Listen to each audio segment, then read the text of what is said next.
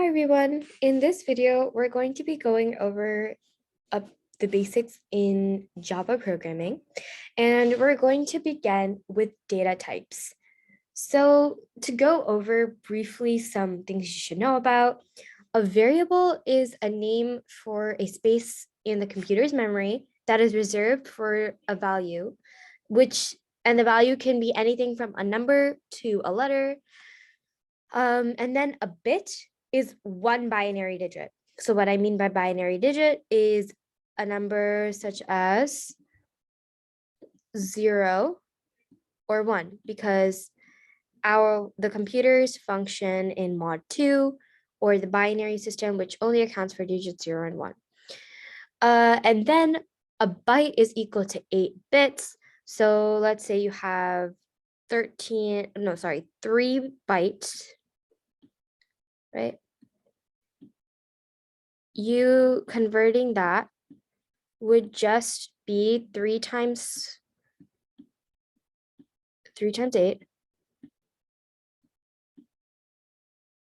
which is equal to 24 bits, or 24 singular digits. Or maybe a better term would be binary digits. Okay, so I'm just going to move this over a bit so you guys can see it. So then to get into what a data type is, right? So a data type is a classification of variables. So let's just write that down here. I'm going to write it down in green. A classification of variables. Or, yeah, not a classification, actually. It's just a classification of variables. So we'll add on to this definition throughout this video, or throughout the first part of this video. So first of all, let's just think about why we would need to classify variables in the first place, right? So for this, let's take a peek into the computer's memory. When we declare a variable, let's declare a variable really quick, right? Let's call it mynum and equate it to 10. So how does the computer know how much memory to preserve in the computer's memory? Well, it comes with data types.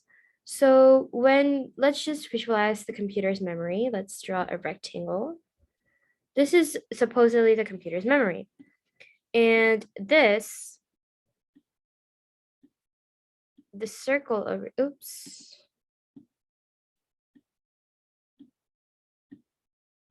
this circle represents the memory space. Not that. Okay, you know what's fine. Represents mynum, the variable mynum. So how it remembers is that we can declare a data type such as byte, short, int, long, which all have different uses, but preserve a certain memory. For example, let's just get into defining the memory types, and so we can, in the end, put all the definitions together and come up with a formal definition. Okay, so first, to get some clarification, there are 2 types of data types. One is primitive, which are predefined in Java, and the second one is non-primitive that can be defined by the user. Okay, so let's get into the different types of primitive data types. The first one is a byte. So we know from here that a byte is equal to 8 bits, or it can store up to 8 binary digits. So a byte is usually used for whole numbers from -128 to 127. So this is usually used for smaller range numbers. Then comes short, right? It can store whole numbers from -300 and -32,768 to 32,767 numbers. Like it can store numbers from that range, right? And then comes int, which can also store whole numbers from a bigger range, supposedly this number range. And finally, long can store the largest number types numbers from negative 9 something to 9 positive 9 billion ish, right? So it can store very, very long. So I'm just going to tell you right now, long and int are one of the most common types of data types that are used, right? So these four are usually classified as usage for whole numbers.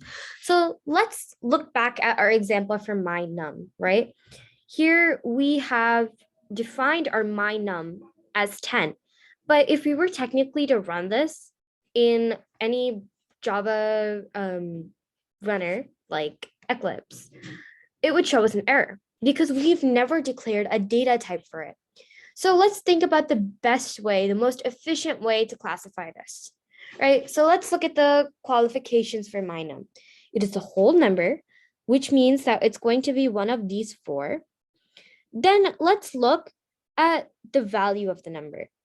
It's 10, which is a really small value, which means it can most likely fit into byte, the data type byte. Okay, so now that we know that, let's get into the remaining types of primitive data types. The second type are usually used for decimal values. So the first one is float, which is worth 4 bytes or 32 binary digits. These are 32 binary digits.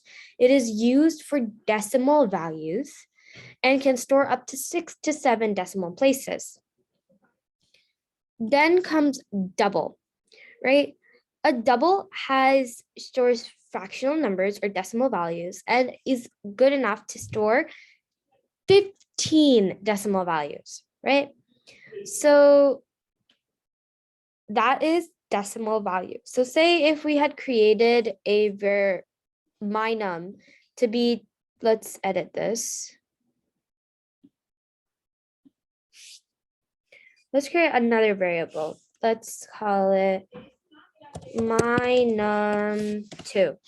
And let's make it 25.356. Again, if we ran this in Eclipse, it would show us error for 2 reasons. 1, because there's no semicolon, and 2, because we have not declared a number type, right? A data type. So for here, we decided that it would be for my num, we decided it would be byte because that's the most efficient. I'm going to select it, move it over. Okay. But what about this? Oh. But what about my num, right? What would be the data type for that one?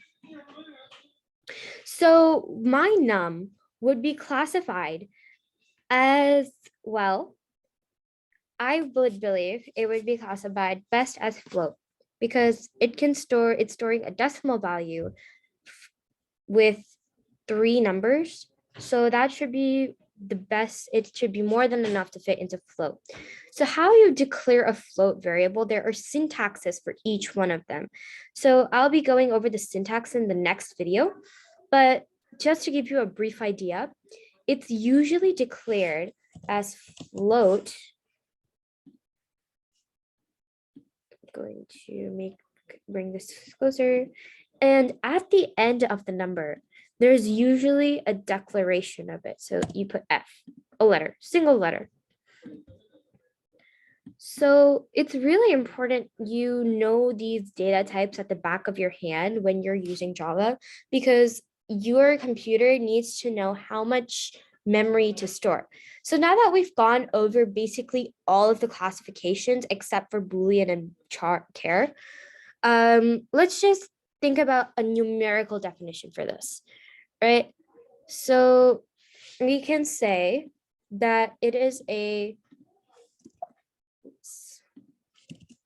a classification for variables to determine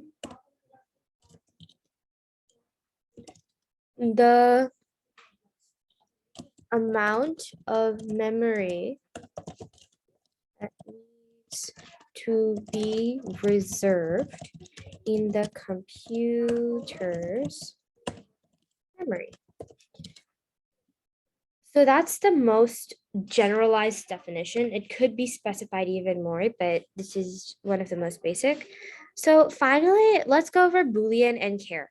These are words, right? They contain words or characters. So Boolean is just a true or false value. You may have heard this in other coding things like consoles, and if you've ever used Onshape, you're going to see Boolean values where either you determine if two parts are intersecting, that's true. If not, that's false. Basically, storing true or false values is known as Boolean, and it takes up one bit or one binary digit. Then comes char, which stores a single character or a letter. So say you want to store the letter S, right?